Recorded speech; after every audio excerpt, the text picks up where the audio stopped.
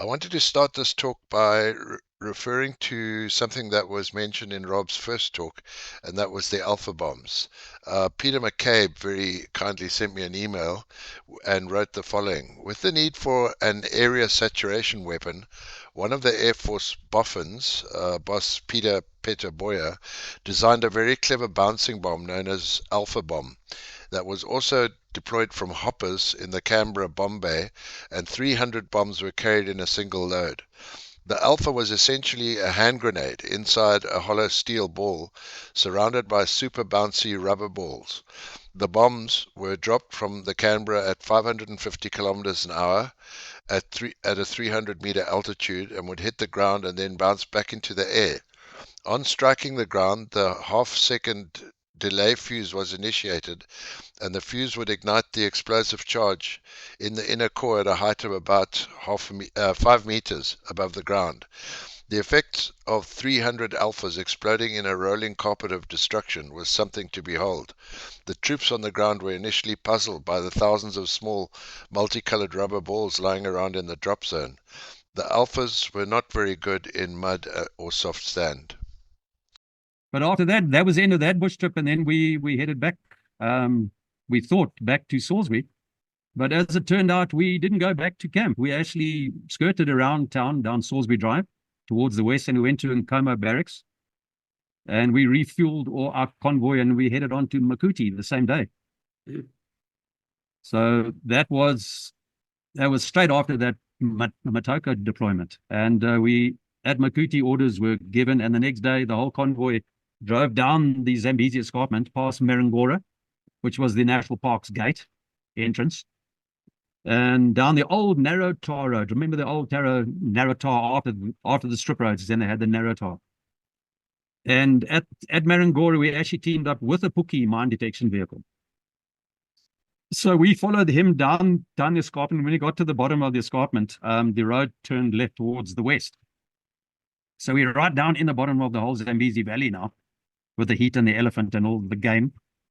And the Puki was in front, and I was in the 4.5, which is that Mercedes 113 truck. Landmine proof, but we had water in the tires, we had sandbags and conveyor belting on the back. And I was in that first truck behind the Puki, and the Puki, only after about, I think, 60, 80 meters, there was a concrete, we hit the dirt track now heading west. And the Puki's in front, and he went over the little concrete culvert. It wasn't a bridge, it was like a big culvert. And luckily, our driver kept very good driver's distance behind. You 50, 60 meters behind it. You keep distance in convoy. And the Puki reversed, and he came back over the culvert, and he stopped, and he dug, and he unearthed. I'm trying to ask guys if can recall if it was 2 TMHs or 3 stacked on top of each other. Usually 2. Yeah, it was usually 2, but I've contacted a few guys, and the one guy said, no, it was 3. I said, well, okay. But, after all these years, wow. But that would have paid all of us. We wouldn't have survived that if we'd hit that boosted mine. If it was 2 or 3, but thank goodness for that Puki. And from there, that was dug up. They were disarmed, and then we carried on. And I can remember on the way towards Acamp, which is right on the sort of western side of the Zambesi Valley where the river comes out of the gorge. I think that's also called Devil's Gorge, upstream and downstream of Kariba, isn't it? I think so, yes. But anyway, yeah, towards Acamp. And on the way, I can remember seeing an elephant the carcass of an elephant that had stood on a mine, sadly. So it was like deflated, all the skin had gone down over its ribs and that. But I seem to recall, I think the tusks were still in the skull. Yeah, but, a lot of elephant were lost due to mines. It was tragic, actually. Yeah, no, that was quite sad. But anyway, then we carried on to, I'm estimating about maybe 4 kilometers from the river, the convoy stopped. I don't think we went as far as Acamp, because Acamp would have been too close to the river. And the objective was a staging camp just on the Zambian side of the river, where the river exited the Devil's Gorge. That was known as Nyamumba. It was the original farm. There used to be a banana farm around there. It was called Nyamumba. So the briefings were done, and I think the sweep line was 16 guys. But we were ferried across that night. We had to ferry the klepper canoes to the Zambesi. And then one of the blue beret guys, which are basically guys had failed the selection course, but they were waiting to do the next selection course. I've been led to believe by even one officer who's no, they were the blue beret guys. So they would ferry us. Said we'd squeeze 3 guys into a klepper. It's a 2-man German canoe, but we squeezed because we didn't have packs. Well, I did because I had a spare radio. But and they ferried us across the river. I don't know how many hours that took to ferry us across. There must have been, I do recall the sweep line was 16 guys. So that was quite a trip. And then we formed up, we're talking, must be 3-4 o'clock here in the morning. We formed up for our approach march. And as we formed up, we could hear the screaming downstream. Jeez, and the guys were perturbed. They said, who's screaming? What had happened, the last guys being ferried across, there was a brand new Englishman by the name of Mo Taylor in the klepper. And these hippo had decided there was enough of this invasion of their territory, and they chomped that klepper. No one was bitten, but he was gone. He was in the water. He was gone. I don't know what happened to the guy who was the cox who was rowing him, but everyone survived. And the word came along, Mo's been chomped. Oh, okay. Put it behind you. We did the approach march, got into sweep line.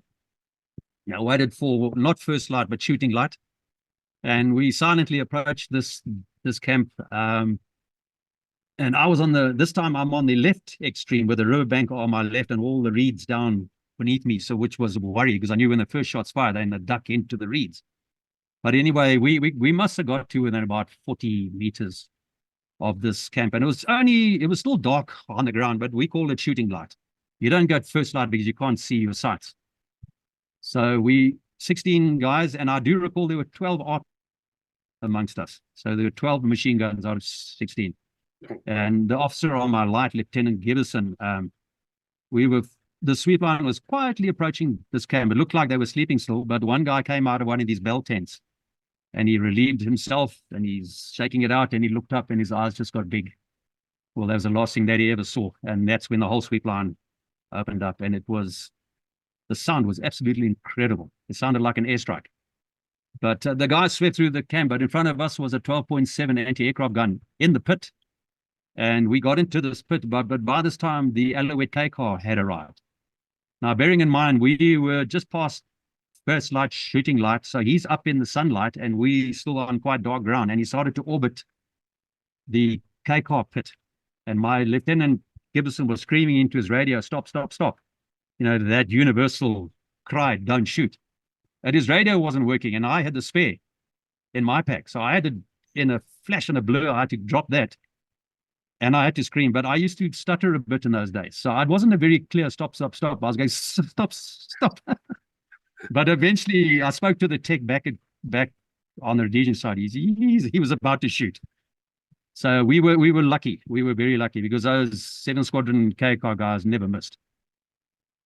Wow. They were very, very good gunships, those. Yeah. But no, it was a very, very successful op Nyamumba farm. Very small, but that was the infiltration route into the Urungwe tribal trust land, which is where the Viscounts were shot down from. Right. So that was one of the conduit. Yeah. To what extent were you nervous in that extended line?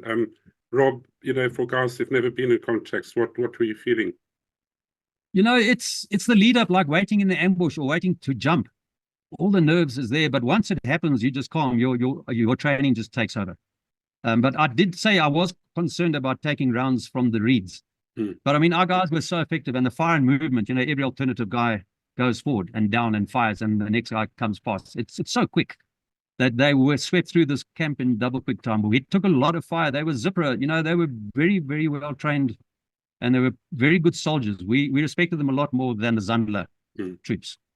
Yeah, definitely. But they would stay and fight you. They were properly trained. They were more Soviet trained as opposed to the Zandler, which were more Chinese trained. But it was very. I've just written down an account of that op for John Padbury, Special Branch, who's writing an account of it at the moment because he's got in comms with a zipper guy who was in the camp when we hit it. So it'll be interesting to see how he escaped with his life. They were very disciplined. I mean, my corporal, who was my corporal, Theo Nell, He was in a contact with his zipper up in the Zambesi Valley, and these guys do flanking attacks, and they don't run with the rifle over their shoulders. They actually do. Clive Midlane, I believe, experienced that when he hit a group of 100 west of Vic Falls. They were doing proper flanking attacks, and definitely superior in my opinion to Zambesi. I did listen to Middy's account. But there was good, weird respect for those guys, and they had it for us as well. If you talking after the war, guys that have spoken. But there's John Padry, who was special branch here in Urungu. He's in comms with this guy, so he's setting up a talk. We're going to have a chat about the whole lot. Fantastic! I look forward to that. Which is going to be interesting to hear from the enemy's perspective. Yes. It'll be lovely if you can second that to our channel in some way, Rob. Yeah, I'll speak to John. Today I got a hold of Andy, he's in Chirundu. I've asked him to read the account and add or subtract anything he can to my account. After all these years, one man's memory does not make a full, true, accurate history. It's absolutely That's the sad thing. The grey cells have shriveled up a lot, eh? Yeah, you need to get as many inputs as you can and then sort of arrive at a consensus, as it were. Yes. So but after that op was, and then we really deserved our R&R. I bet, crumbs. Drank copious amounts of beer, I do recall. Yeah. And the woman started to look a little more attractive at that point as well, didn't they? We used to try, but we were young reprobates. We were too drunk. We were too disorderly. We never got near them. We didn't have long hair and earrings. It was mostly wasted effort. So we just we turned to the bottle more and more. Yeah. And then the hotel of favor in Salisbury was the Monomatapa, wasn't it? With it called the Plowshare, because it was shaped the Prospectors. It was the Prospectors bar downstairs. The Prospect. Yeah, that's right. Yeah. But many of those rooms were booked out on R&R. Fantastic. Yes, I did one. Yeah, we did a bit of naughtiness the one lunchtime at Monomatapa, myself and a police mate, and an RAR officer.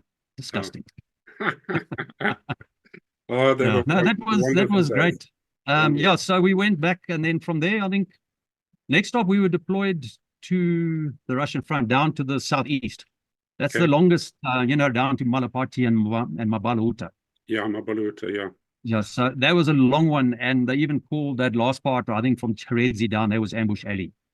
So I do remember the one deployment. We actually employed prophylactic fire, driving through likely ambush areas.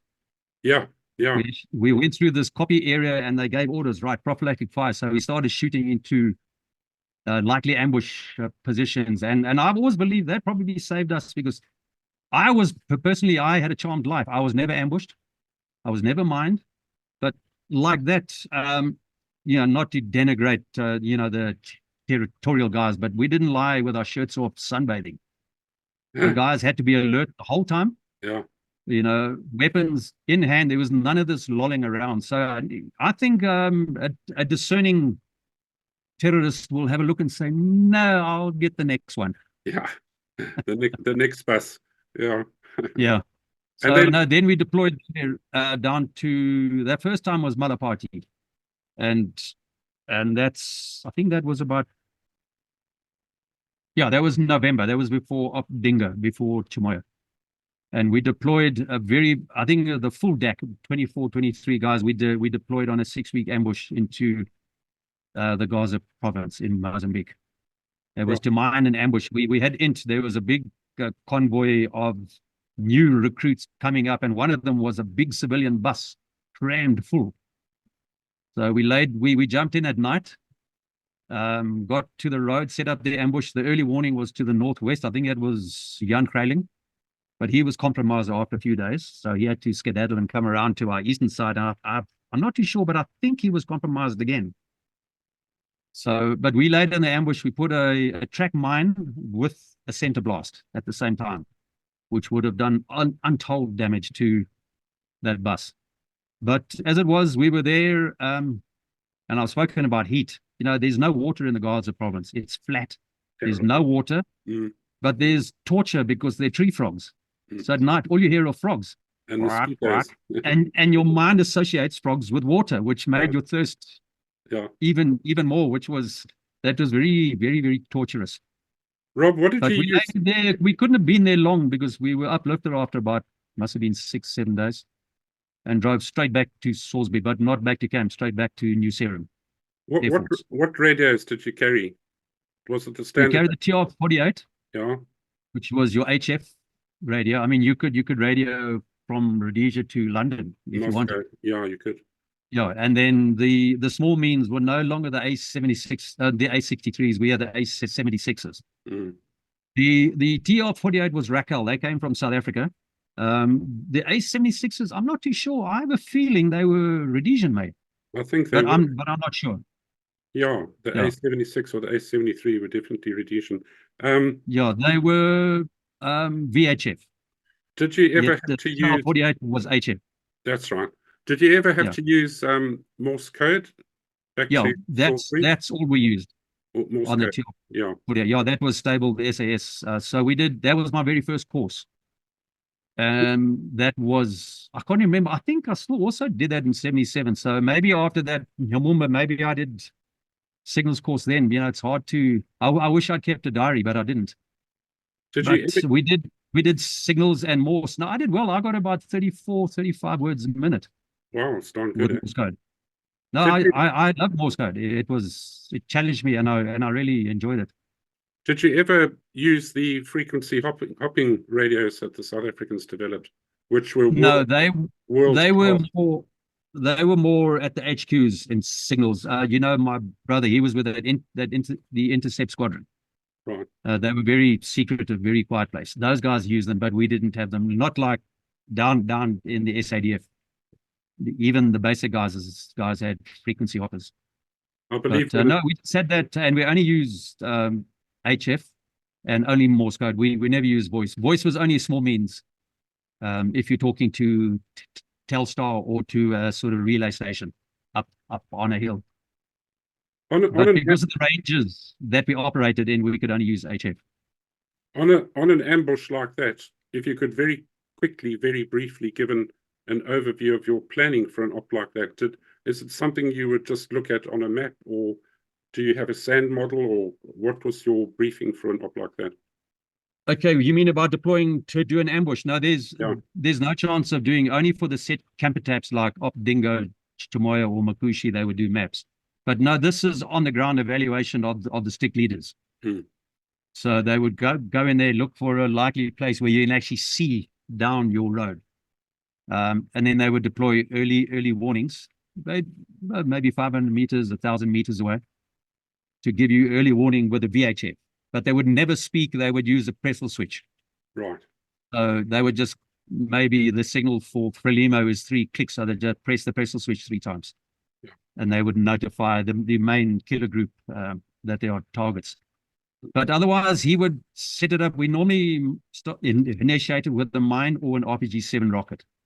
And we had a few guys who were aficionados in the squadron. They were renowned as excellent RPG-7 operators. So they would set them up, either mine to initiate, or a lot of them were initiated by RPG-7 rockets. If they were using claymores, then you had to be sighted so that the claymore's backblast would be away from you. So you were quite a distance away from your bank of claymores. So you were dropped in by chute on that one. What was your parachute? Night jump. What was your? Yeah, that was scary. That was right into Mozambique, and you jump into these. Look, I know the area now because I've traveled through there since the 90s, full of Lobombo ironwood forests. And those forests, when they die, they stay there, but they're like spears. They like hardwood, and they hollow, and the home of mambas. Mambas, snakes love those trees. But luckily, none of us ever had any encounters with mambas, which is quite a miracle. But I think on that jump, I might be mistaken, might have been another one, but I think Pete McLeish, that BDSS guy, I think he got his backside torn open landing on one of those dead Lobombo ironwood trees. But it could have been a different op. After all these years, I get a bit mixed up. But they are nasty. But then you have to, if I look in my logbook, a lot of my jumps are you land in trees. One way to become transgender, eh? Yes. But that was because we jump with your pack it's a container. So as your chute opens, you push these little levers and your pack drops on like a 10-foot rope, which is nice for nighttime jump because when you're coming down, you have to try not to tense your legs. And the biggest sin is to straighten them because then you will break them. But what is nice with a night jump, when your pack hits the ground, then you know that the ground's there and then your knees are bent, you can take it, which was quite fun. So I actually enjoyed that jump. But it's the same old story. When you're in the deck and you can just see on the western horizon, you can see that pink, but down there is pitch black. And you go, oh boy, what am I doing here? But it was fun. I mean, that was only my first nighttime jump, but it was fun. And did you have to walk out from that area and get picked up by choppers somewhere else? Yeah, no, we just had to exfiltrate back from the road. Remember in those days, we only had the Alouettes. So they sent in a whole fleet of Alouettes to pick us up because I think we'd only been there about 5 or 6 days when we got uplifted. And we couldn't understand it. We'd been deployed on a 6-week deployment. But I think we were only deployed maybe a week to 10 days. I'm not too sure. You just have to look at the timings of dingo. Did they have to, I mean, to be in ambush for 6 days, did they drop water bags with you, or did you? Oh, you carry it all. Carry the whole lot? And that was the hard part. We used to 1 water bottle a day. That's what you ration yourself to. Geesh, that's hard going, eh? But we very seldom drank water. You make a brew, you make tea. Yeah. And even to this day, last week, we got 40 degrees here. In that heat, I'd still make hot tea. It's funny. That's a habit that stays with you. Tea actually cools you down because you sweat a bit. It causes you to sweat. But no, then we just, no, it was horrible. That's why the whole thing was always water. And unless you did a lake op, we always envied the guys on Cabora Bassa doing those canoe operations. Yeah. Because they had Pronutro and the first sort of dehydrated rats. You know, no one had ever seen those, but the squadron managed to get some from maybe America or South Africa. I can't remember. Talk about your rations, because did they differ from the standard troopies around the country? I don't think so. You know, we never, being SAS, we never mixed with any of the other, even scouts. We didn't even know the guys. We were so busy. So we just, it was bully beef, and then you had Hungarian goulash, the ones I can remember, vile things. Yeah. And then your dog biscuits. Yeah. And then your tubes of margarine and what's that sweet stuff again? Condensed milk. Condensed milk, yeah. Yeah, and then orange segments was the favorite one. That's why I said on the train op, I only took orange segments because of the heat. Boiled sweets, yeah, orange segments, coffee, tea, a tube of jam. Tea, coffee, yeah. Tube of butter. Yeah, no, I think they were standard. We didn't have different ones. We used to love the South African rat packs. Yeah. They were a lot better. We used to like the RAR rat packs. They had sudsa in it. They had pilchards. Oh. They had. Oh, yes, yeah. Yeah. I can't even remember if we had pilchards in ours. Oh, we used to throw them at each other. If we came near each other to stop by, you'd just see these packets flying through the air. It was brilliant. So what op happened after that? Okay, then we got uplifted. We drove straight back to New Serum. We didn't go back to our barracks in Cranbourne. And the whole convoy drove straight there, and we met up with all the other B troop who had come in from some other part of the country, maybe up north. And then we knew something was on, boy, oh boy. So there was a lot of speculation. And then the next day, I think it was, we called into the hangar, and there was this most incredible model you've ever seen. Pete McAleese wrote about it in his book, No Mean Soldier.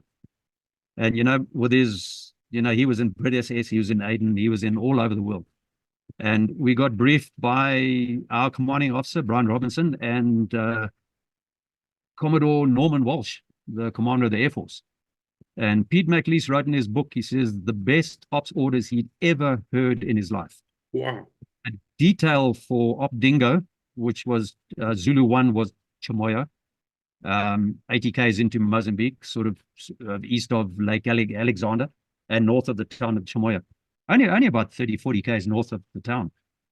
And that was Zulu 1. Then 2-3 days later was Zulu 2, which was way north of Cabora Bassa. That was Tembwe. Yeah. But the whole op was Op Dingo. So we got back there, and I will never forget it. It's hard. I just wish I had the gift of being able to record the feelings, because when we heard the briefing and they gave us all these camps, Chamanuka camp and this camp and that camp and all the air section, red section, blue section, green section, all the airstrikes, and we just gobsmacked. And then they said there was, they believe, around 10,000 troops or targets in the camp. I think it ended up, SAS were 97 paratroopers. The whole of the SAS were pulled up from all over the country. And I think RLI chopper-borne were 47, I think. That's the total force that attacked that camp when the briefing said there were 10,000. We were actually issued bayonets for the fear of running out of ammunition. The first and only time we actually issued bayonets. So it was, I can remember walking around after that briefing, and the guys were all like in shock. We were all stunned. We said, this is our Arnhem. This is our bridge too far. Well, it's would not believe it. More like the 300 Spartans against the Iranian army, crumbs. Yeah, but I mean, that was just, we couldn't believe it. The next morning, early, we still dark, we putting on our chutes, and the queue outside the shit house, it was a long one. Boy, no, it's just hard to describe it. It's just, I think we were 6 decks. There were 6 Dakotas, which for the Rhodesia, that is like on. There were 6 decks. I think a lot of those decks actually flew in World War II. They did. Mm.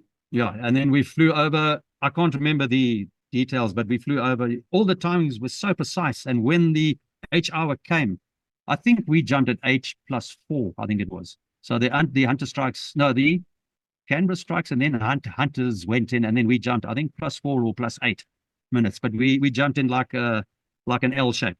Mm. One line of parachute there, and one. I was stopped 4 with Bob McKenzie, that American captain, and that was it's an unbelievable of that. It was just, we sat in that deck just still stunned. We said 10,000.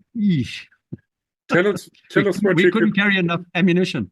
Tell us what you could see out the window in the deck as you were flying. Was it just planes everywhere? I do remember, because I was raised at Headlands on the farm, on my uncle's farm. And I do remember looking out the port side, the right-hand side, because I was seated on the starboard side, left-hand side of the deck. And I remember looking out the window and identifying Wakefield Farm and Tara, all the farms where I was raised. And then I was thinking, I wonder what my uncle's thinking when he hears, I mean, farmers are up at 4 in the morning. He must have seen them. Alan must have seen all these decks flying over. And then the waves, well, before us, the waves of Alouettes, all the K-cars. And then we flew over. My memory from flying over the Eastern Highlands, I don't have much of a memory of that anymore. But my next memory, because we went right down low until they got to sort of the IP, and then they went up to the jump height, which they said ostensibly was 500 feet, but all of us reckon we were dropped at 350, 400 feet. It was so low, it was incredible. I can recall, first of all, it was stand up, hook up, and the guy, the dispatcher's there, and he's checking, and the guys at the back shot, 23, okay, 22, everyone taps every guy, checking that his static line is up. And then we're still hopping around. I don't know if we got to jump altitude yet, but I think in the dawn, like I might be mixing up with another op. I think it was Steve Donnelly who said he was killed a year later. I think he was in the door, and the fear and everything, he vomited. But that was just as the light turned green, and of course the spew came out and went all over the dispatcher. But I don't know if it was on Dingo, but I do remember Steve doing it once. But they booted him out just as the green light came on. But Tony, it was an incredible sign. I was standing up there. I must have been, I don't know, must have been 8 or 10 back, and I just heard all this crackling noise. And I thought, what's that? Bees. And then I thought, oh shit, those are rounds. That's the sonic crack. Yeah. And it was just this crackling noise, just this continuous crackling. They were shooting hundreds of thousands of rounds up. Not one of us were hit. Yes. And then as soon as it was out the door, I look up, check up. I jettisoned my pack. I did 2.5 oscillations, and I hit the trees. Good. So no, we've always said, the guys have always said 350, 400 feet max. It was so low because you don't want to be exposed as we're going down. Well, the fellows are running underneath us. Yeah. So you didn't have time to really, as you were falling, you didn't have time to absorb what was going on around you. You couldn't really. It was out the plane 8 seconds. Yeah, later. no, because it was such a fast stick. You have to check that you don't get tangled in the guys shoot in front of you. Yeah. And the standard drill is look up, check canopy. As I looked up, I saw these white dots appearing in my canopy, and that took me a millisecond to realize, ooh, bullet holes. So I was just looking at this green canopy with all these little white dots appearing. So that was but I mean, you just in the zone. Then you are just you just zoned. You don't hit the ground, and fast as possible, you get your harness off and get your weapon off, because that's tied around it's underneath your right arm. So you got the body strap holding it down, and then a piece of paracord around the stock going down to the clip of your reserve.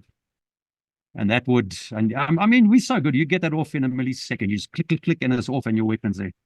A few guys, I mean, I did have a tree landing, but I wasn't too high. So I just cape hold, bang, you just pull here and you fall down. I was only a few feet off the ground. Did you have handguns? Yeah, I did have a 9mm Browning on that op, but I mean, they were coming at you as you hit the ground. They're just coming, but most of them were unarmed. You know, they were just running for their lives. So that was there. We hunkered down, we got into the sweep lines, and then we lay there for 3 hours while the airstrikes went in. You know, after all these years, I actually thought that couldn't have been 3 hours. Then I go back and look in Professor JRT's excellent book, that Counter-Strike from the Sky. Yeah. And it was. We lay there. The airstrikes went in by the Rhodesian Air Force for 3 hours on all those camps. It was incredible. And as they came, we picked them off. Some of them came singly, others came in big groups. So there were a lot of contacts left and right. But when you're in those situations, you've got your zone, you've got your lane. You don't really know what's happening on either side of you, because you're concentrating on who's coming down your lane. So, but Tony, it goes back to your training. It all goes back to training. From the terrorist point of view, you're in camp. You know that you've got 10,000 or 9,999 of your buddies around you. And suddenly you see all this lot appearing. Your initial thought must be, they wouldn't be attacking us unless they were an enormous group of men. They haven't really cottoned on that it's only 6 aircraft. They must have thought they can take on 10,000 men. And therefore they just bombshelled in sheer panic. Because if they'd had time to absorb the fact, oh, it's, you know, maybe I don't know, geez. They must have been... Look, you know, let's look at it this way. The whole camp complexes were probably around 40, 50 square kilometers. Yeah. So they're not all in one place. I mean, the northern camps, we didn't have troops. So the Canberras and Caicos settled those camps. I know the RLI stick lines, the chopper ones on the western flank, they had a lot of action because there were little ridge lines there. So they equipped them. Look, the RLI were unreal. They equipped themselves very well there. And then we, after 3 hours, then we started to sweep. And then it was little gullies, little re-entrants, and bang, bang, bang all over. And there was quite a few. The two ones in my memory, one was I got to a place where a hunter strike had come in. And from way out, 100 meters out, you could see the 12-7 gun there, and it was in the pit. And I could see pairs of 30mm cannon strike on the ground. And they led all the way into that pit. I mean, it was just a masterclass in accuracy. So I just followed all these explosion marks along the ground, and there was like skittles. They were lying like skittles around the 12-7. That's when I picked up a folding butt FN, an FAL Belgian folding butt. Put that in my pack. Good Lord, eh? Wow. That was one. But because I do remember when we were lying there doing the 3 hours, the one hunter strike, he actually came in above us. Now you don't hear them from front. You only hear them when they passed you. He let go with his cannons just above me. I got such a fright. I was lying behind a big tree on the sort of eastern side. I got such a fright. My whole body convulsed, and I flick-flacked, and I ended up on the western side, on the enemy side of the tree. Good Lord. That hunter, he couldn't have been, 100 feet above me. Well, maybe a bit higher, but it was, and all the 30mm cases were crashing through the trees around me. Now, if you get hit by one of those 30mm, that's you, tickets. Yeah. I'm talking about the anti-brass. Yeah. That was a scary one. But then we just carried on sweeping up and up and up, and eventually we got to these grass barrack rooms, and some of them were on fire. And then we were ordered. It was almost like a triangle, not a triangle. courtyard. So there was these big grass barrack rooms, and there was all these masasa trees, and then another barrack room. And the one on the sort of southern side, it was probably 15, 20 meters from the one on the western side that was on fires. We were all told to drop our kit where we were and run into the burning thatch. And we just grabbed armfuls of documents, papers, anything. We're running in and out of these burning thatch. And you know, these grass things burn fast. They go up like petrol, but in and out, no one got scorched. And all of a sudden, I ran out, and next minute, this rocket came across, almost across my feet. Oh, we took cover, and we started laying down fire. And that's the first time I ever saw Lieutenant Colonel Garth Barrett. He'd been in the SAS from the early 70s. And he was there. I didn't know who he was. And we lay there, and next minute, this other rocket came off, but it wasn't a proper rocket. And then I thought, and I looked to my left, and that fire had leapt across to the one thatch where my pack was leaning against a tree next to that one. And my pack had caught fire. And I had an RPG-7 with 3 rockets. And the fire, the burning pack, cooked off my rockets. So we lay there, but we didn't take fire. We put down fire, but we didn't take fire. We thought, well, and then I said, oh, Sarge, I think I was with Sergeant Dick Biederman, also American. I said, Sarge, that's my pack. And he started to crap all over me, and Garth Barrett but Corporal Bruce Taverner, he jumped to my defense straight away. And Bruce said, no, sir, we were told to drop our stuff where we were and run into those burning huts. But that's the first time that I ever met Colonel Barrett. Wow, man alive. And burnt my whole pack. I had no sleeping bag, burnt all my kit. So I was naked. And that night, at 2 o'clock in the morning, got nippy. I bet, the African bush can go from hero to zero in yeah, a few hours. We got into that night. We got into a big all-round defense. I think a lot of the enemy thought that we'd been uplifted, but we were still there. I think maybe the RLI guys had been, but the SAS was still on the ground. But in a big circle all-round defense, and there were a few encounters that night. But I was so cold. I was sleeping under this little grevia bush. And I found a rotten Hessian sack, but it was rotten. And I've just pulled it over. I was so cold. I lay under this rotten, stinking sack. No, it was freezing cold. Jeez. You wouldn't think in November you'd get cold. Oh, incredible, man. Wow, what a story. Yeah. And so smoke and everything going on all day, hunter strikes left, right, and center. It was vampires, hunters, Canberras, and Kakars. I mean, they're phenomenal Air Force. I mean, it was the best in the world. You couldn't touch the skill of those guys. Yeah. And then the next day we carried on sweeping, and we swept through miles and miles of huts, burning huts. Guys got loot. One guy got an aluminum suitcase full of camera equipment, lenses, bodies. We were all looking for Tokarev pistols. Everyone wanted a Tok. Yeah. And I think one guy found Rolex oysters, watches, and so but we swept and swept. And then with Bob McKenzie, in fact, in Barbara Cole's book, there's a picture of, we've got a commandeered 4x404 Peugeot pickup. And we're sitting on there, and I'm sitting behind Bob on the canopy. So we drove around the camp picking up all the 12.7 heavy machine guns that we were going to fly back for our own use. And that photograph is actually in Barbara Cole's book. Right. But I can name most of the guys that are in the picture, but it's so grainy. But I still know the guys' profiles. And did you? We had fun. Then we were bayoneting tires, but there were so many trucks and cars, all stolen. Half of them stolen in Rhodesia. Wow. And eventually, I don't know how Bob must have radar. They flew in thermite grenades. We didn't have a lot. I can only think we had about maybe 6 or 8 of them. So opened the bonnets, instead of blowing them up with plastic explosive, which we did to most of the big stuff like the buses, we just blew them up. We put thermite grenades on top of the top cover of the engines, pull the pin and go away, and that thermite just eats through it like steel through butter. Unbelievable stuff. They were thermite grenades. But I don't think we had a lot. So we destroyed the whole MT, the motor transport garage. But the rest is a blur. I mean, we just swept for miles, burning huts, and then we had to turn back. We're getting too far from our main body of troops. But I was with Pete McLeese there. I was with Steve Klusnak, who was a Polak, the Scots Polak, old Steve, good soldier. and I was with those guys a lot. There was the rest is a bit of a blur. I can remember Tony Johnson, one of our top medics, he ate some of the rats, and we were warned, do not eat the rations.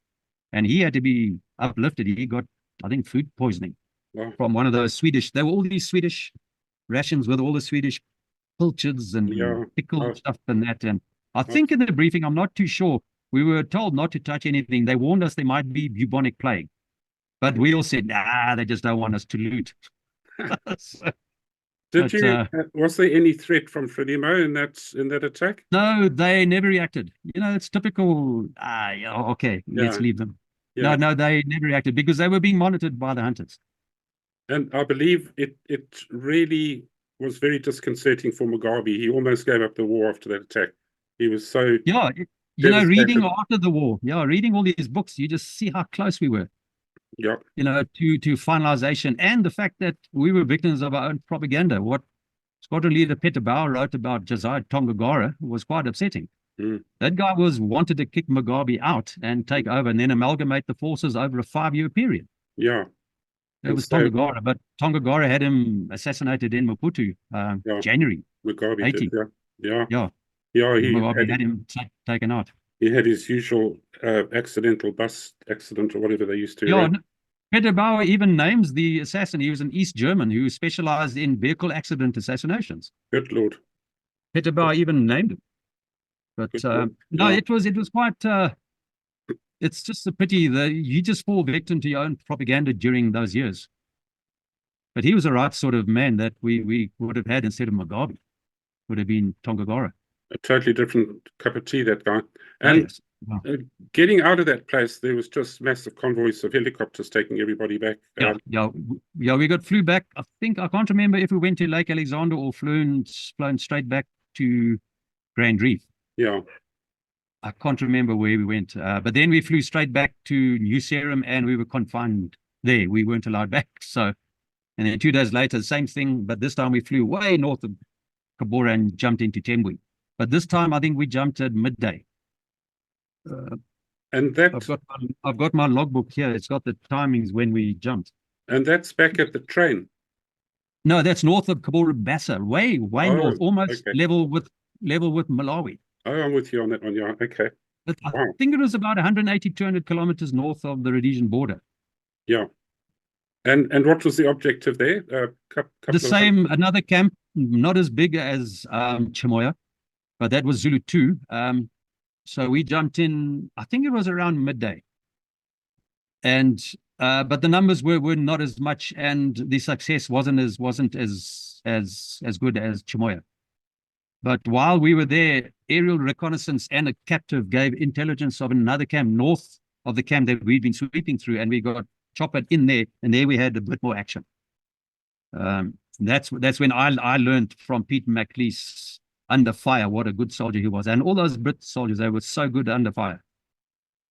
Peter, myself, and that Steve Klusnak, we were, and this time I jumped again with an RPG-7 with another 3 rockets. So there's no bunkers, there's no tanks, so I still have to haul this horrible heavy load. And the guys came running up and said, Rob, go and get yourself an SLR. They found an armory, built out of Maponi sticks, and was full of old British SLRs, this self-loading rifle. Yeah. That's the early FN. Yeah, with the handle. Yeah, with a folding cock. Beautiful weapon, big safety catch. Nice, that fitted your thumb. Lovely, beautifully made weapons. And I was so bleak, I said, I'm so heavy. I still had my kit and the RPG-7 with the rocket, with the 3 rockets, and I didn't get myself one. Oh, no. So we carried on, the 3 of us. I don't know what happened to our stick leader, Dick Biederman. I don't know why he wasn't with us, but we were burning like we did 3 days earlier. We were just walking and burning huts. And occasionally you get some people there and you taking them out. Yeah. And we got to the end of this one camp, and there were these huts. There was a big cord of firewood in front of me. You know how they stack the wood about a meter high? Yeah. And between the huts, Steve was there, I was next to the hut, and Peter was the other side. Next minute, we came under incredibly heavy, accurate fire. And it was like the movies. Steve was between the huts, and he was on his hands and knees behind a rickety little homemade chair. And it was like in the movies, all the dust around him. So I came out, I put on heavy, I just had my FN fire, and Pete saw we were pinned down. So what does McLeish say? He shouted in his good old Scots accent, fire and movement. And the three of us started to skirmish forward right into the fire. And that's a lesson that I learned there from Peter, just his balls. We pinned down. And if you don't move, you're going to get hit. So Peter just said, and we up, and we were very accurate. I mean, our training was so good. And we just laid down heavy fire movement. And I still had my pack with my rockets and the launcher. And this big cord of firewood is in front of me. Now, I can't move around it because then I'm getting into Steve's lane because he's firing while I'm going forward. And if you move around it, you'll get hit by friendly fire. So I just hurdled it. I tell you, adrenaline, you got no idea what adrenaline does. I thought I was going to come short. And with the rocket, with the launcher, everything, I just hurdled this whole big cord of firewood. And we got to the edge of these trees, and the enemy saw the aggression. They turned and they ran. Now, that was thanks to Pete McLeish. Just that aggression. He was so good. He was so cool under fire. And it was very, very accurate fire. It was all around us, when it hurts your eardrums. Mm. Wow. Oh, no, Peter, I learned a lot from that man. Jeez.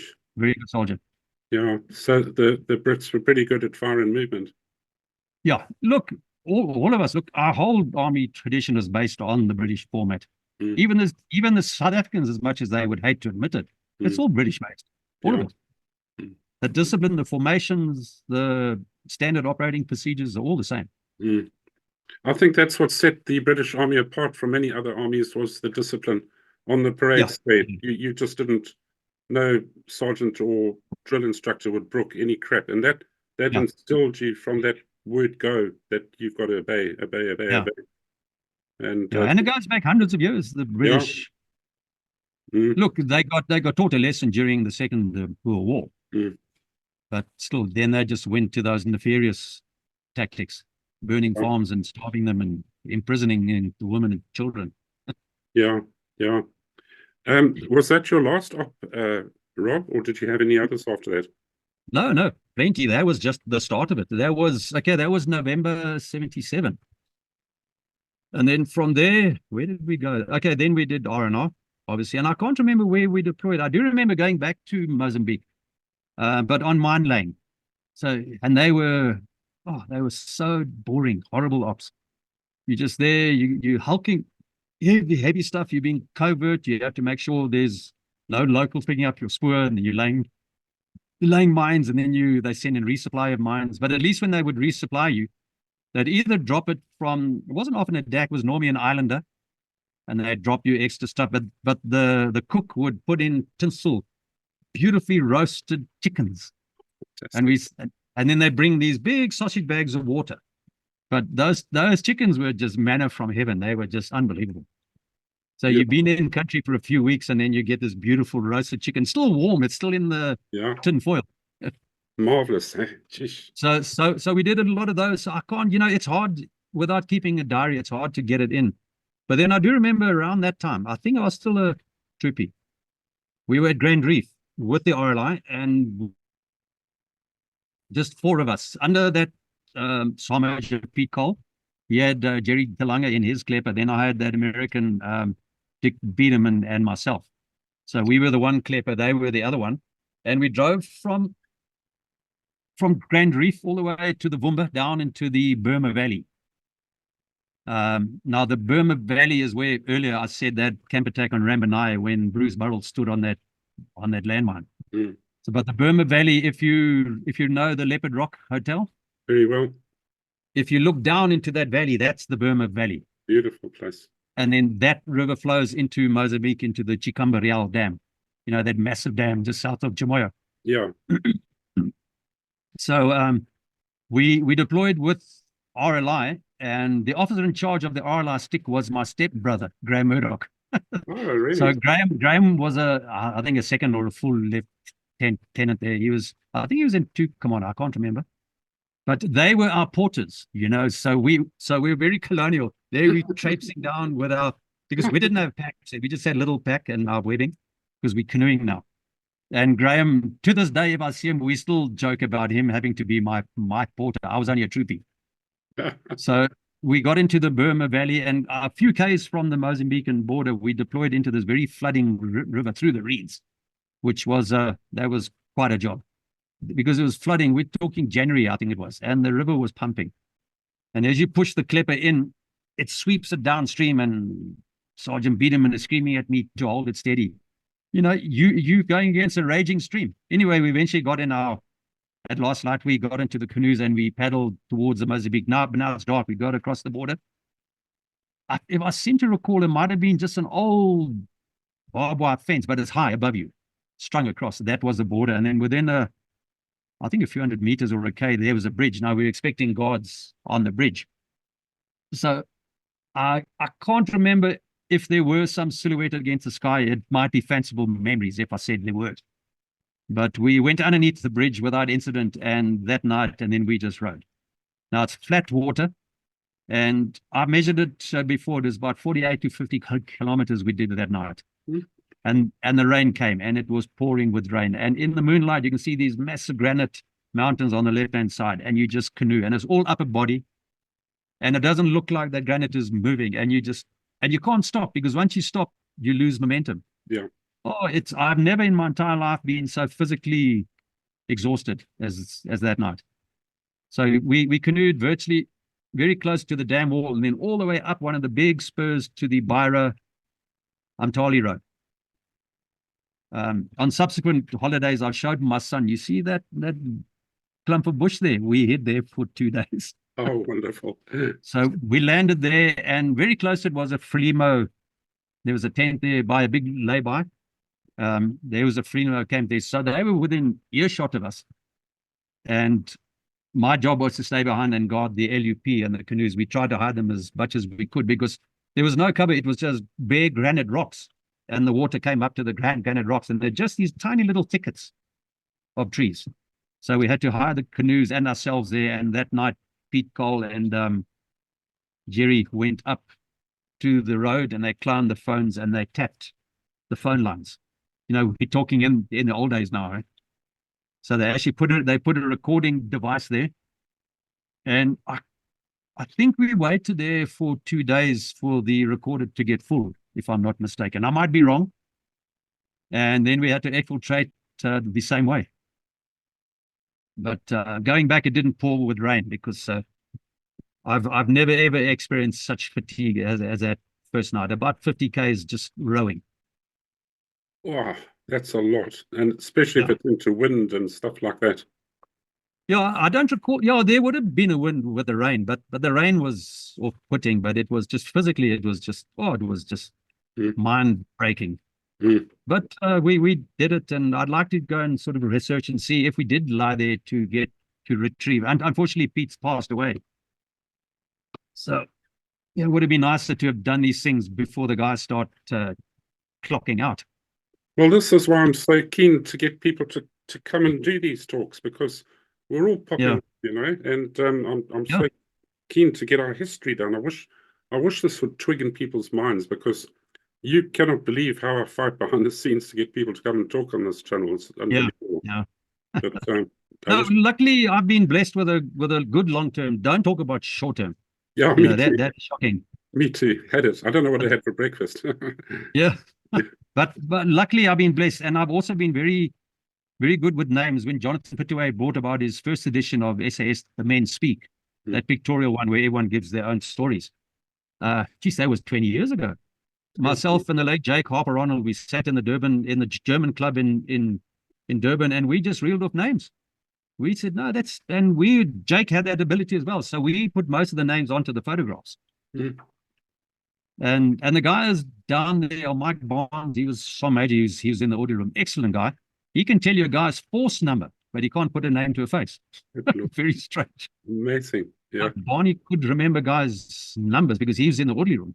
Isn't that amazing? No, I've been lucky. So you know, and of course all the books, when J.R.T. Wood's book came out, that was excellent. The detail of Fire Force and Op Dingo is just phenomenal. Yeah, it is a brilliant book. I love it.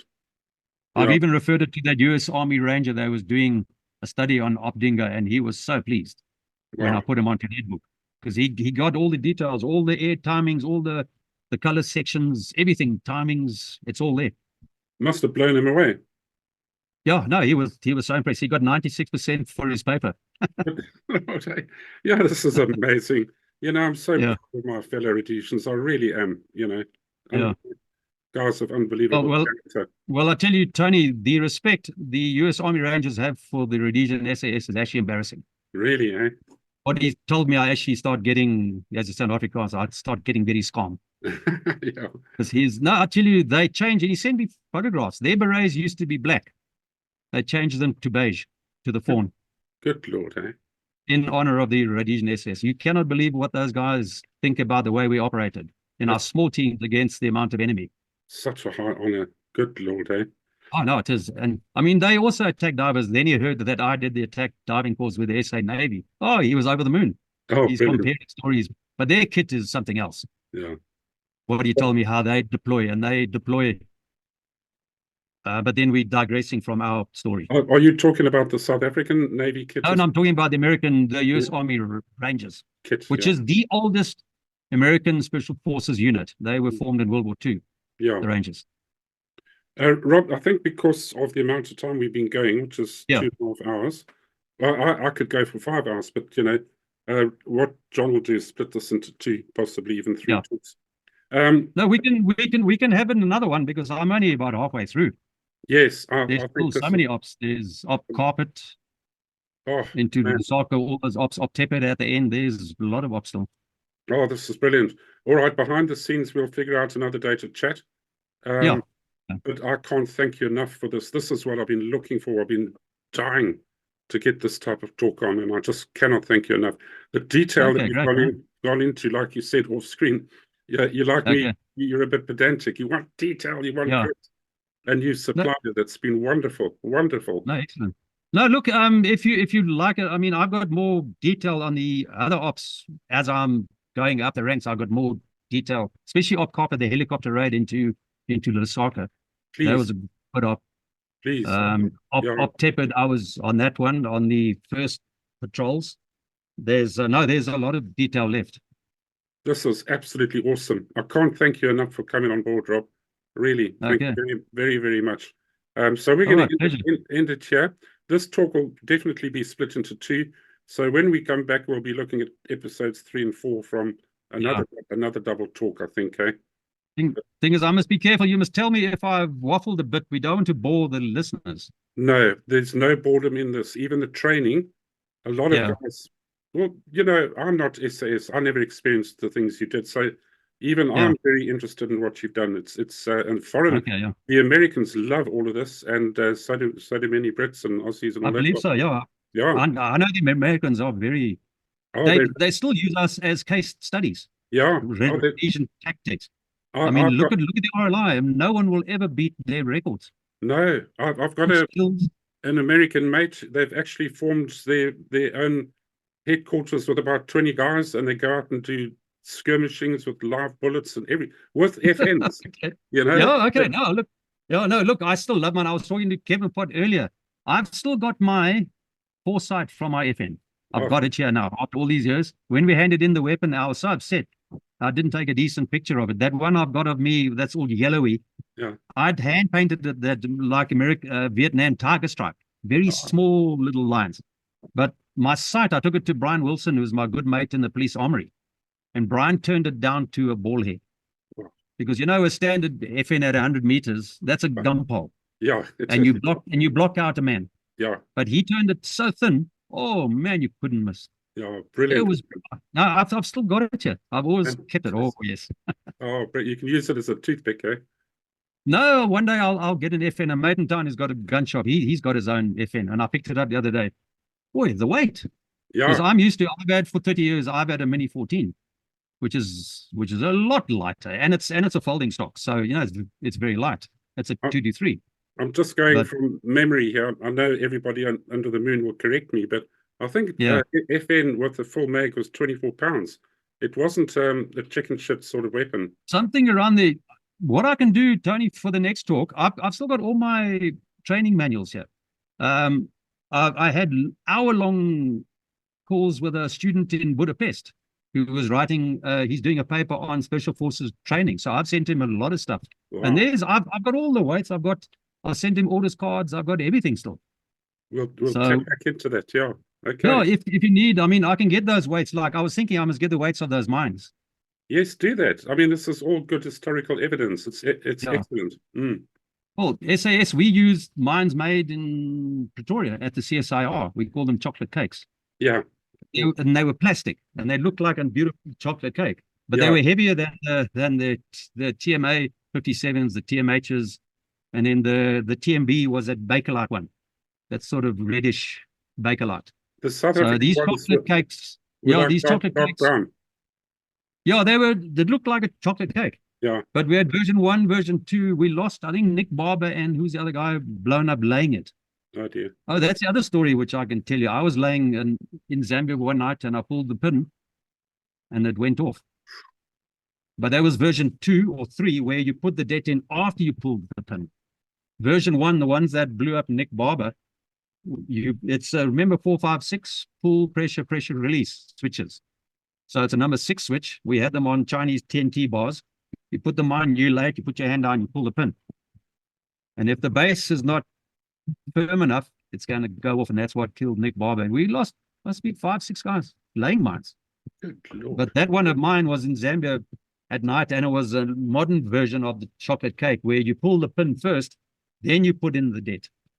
And I pulled the pin, next minute this went off.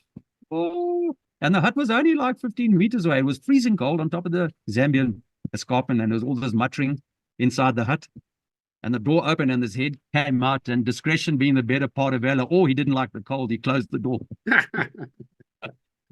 So look, they probably found that mine because it was right in the middle of the village. And at night, to camouflage it, these guys will pick it up.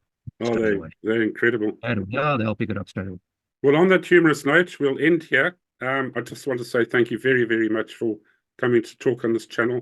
It's okay, sure. As I mentioned on my last talk, I am investigating with the Imperial War Museum to be the official custodians of these videos for when John and I pop off. So they're not going to disappear into the ether, and forever how long this planet is alive, the history will be. But thanks again, eh? Oh, it's a pleasure. Are you still linked with Hannes, or is it just you and John van Sail? I've got Hannes' address, and I occasionally chat to him about some of the bigger dudes I want to interview. But I'm very much in contact with John, like on a day-to-day basis. I think he gets quite He's in Thailand. He's in Thailand. Yeah, he was RLI, yeah. That's right. SAS. Yeah. He qualified his SAS course, but then went to RLI. He typical of the South African embassies all over the world. They're just so useless. He went to Manila 6 months ago to renew his passport, and they said, come back in 6 months' time. So he went back in 6 months' time, and they said, it's too late. So he's actually on the aeroplane this Friday to Cape Town to get his passport renewed. Can you believe it? From Thailand? From Philippines. Yeah, from Manila. Philippines. Oh, okay. All right. Yeah. So, no, let's not even spoil the day by talking about these savages here. Yeah, no, absolutely. Okay. I want to make an appeal on behalf of John. You know, he doesn't ask me to do this, but his only income is from this YouTube channel. So if any of you would like to donate a little bit through his Patreon support system, the link of which will be below in this interview, just sling him if you, Bob. This is not specifically for you, Rob, but anybody who feels they can do so. Okay.